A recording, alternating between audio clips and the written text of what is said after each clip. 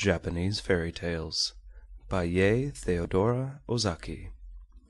Chapter 11. The Goblin of Adachigahara. Long, long ago there was a large plain called Adachigahara in the province of Mutsu in Japan. This place was said to be haunted by a cannibal goblin who took the form of an old woman.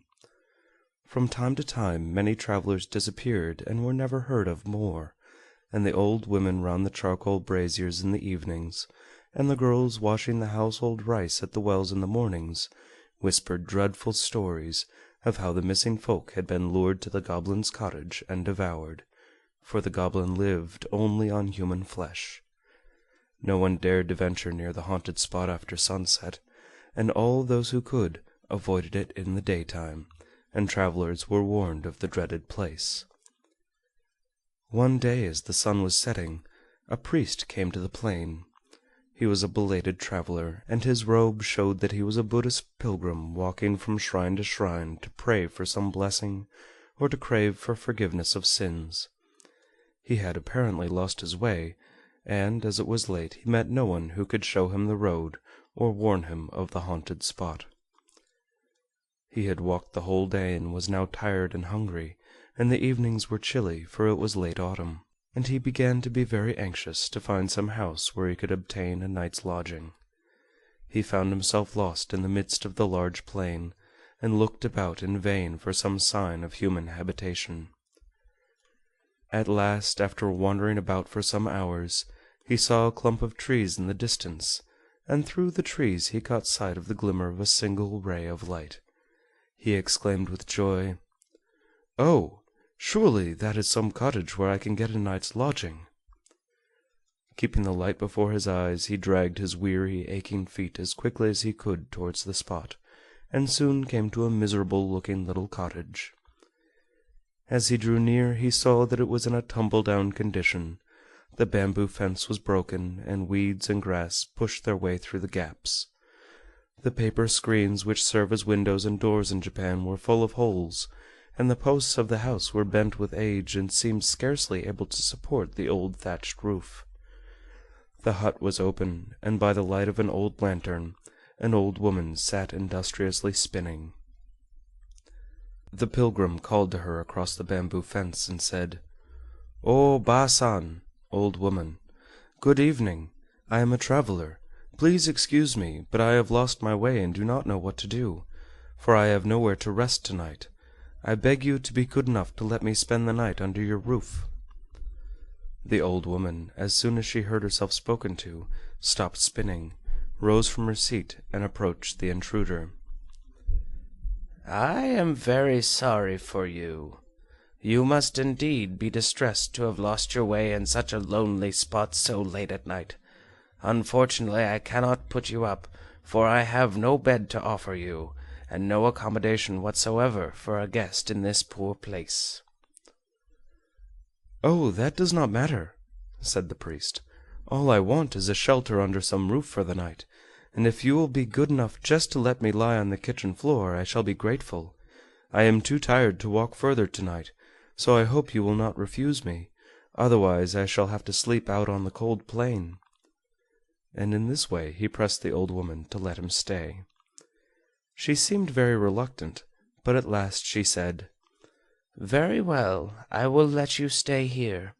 I can offer you a very poor welcome only, but come in now and I will make a fire, for the night is cold." The pilgrim was only too glad to do as he was told.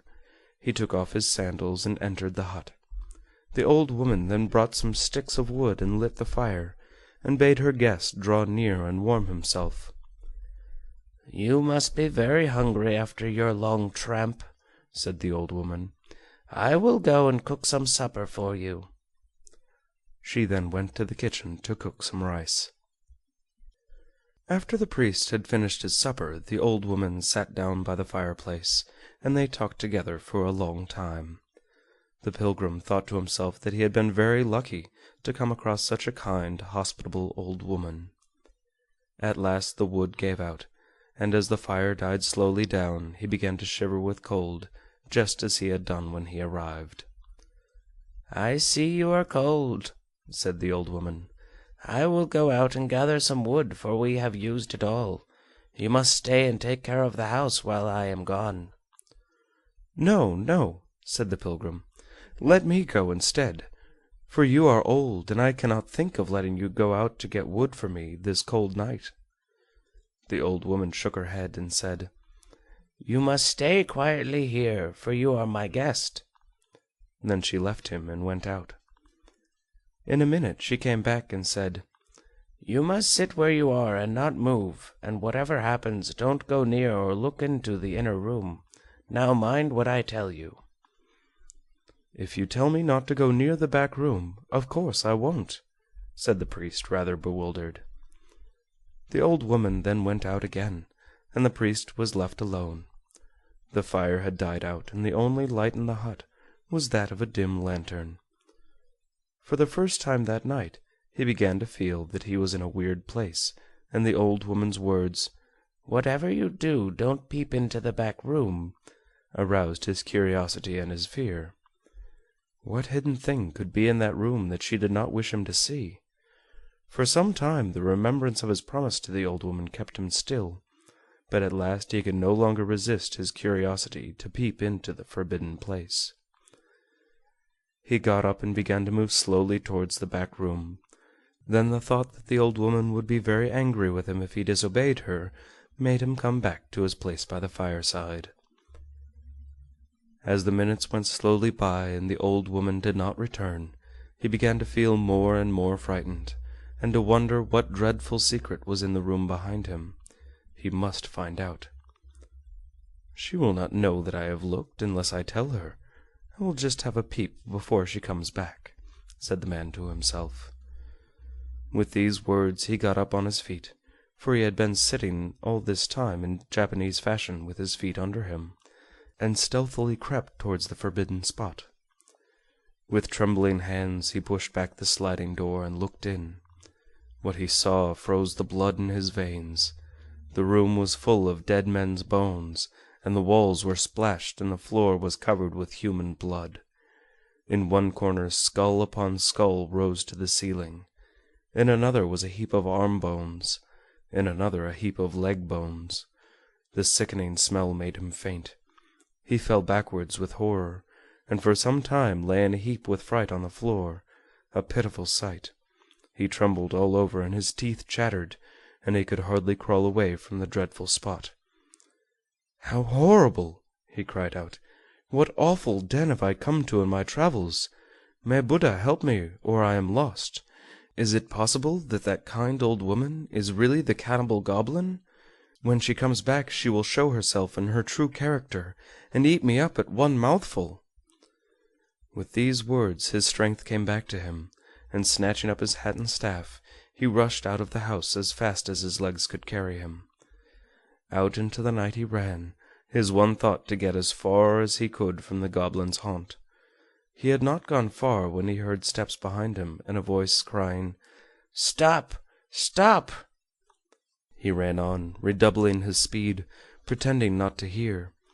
As he ran he heard the steps behind him come nearer and nearer, and at last he recognized the old woman's voice, which grew louder and louder as she came nearer. "Stop! Stop, you wicked man! Why did you look into the forbidden room?"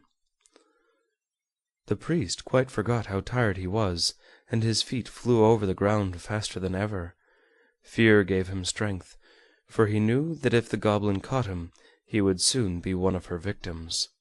With all his heart he repeated the prayer to Buddha, "Namu Amida Butsu, Namu Amida Butsu," and after him rushed the dreadful old hag, her hair flying in the wind, and her face changing with rage into the demon that she was.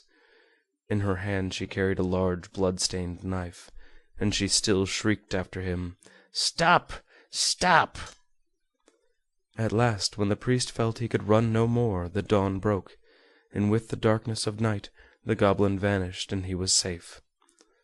The priest now knew that he had met the goblin of Adachigahara, the story of whom he had often heard but never believed to be true.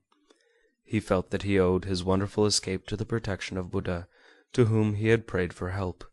So he took out his rosary, and bowing his head as the sun rose, he said his prayers and made his thanksgiving earnestly.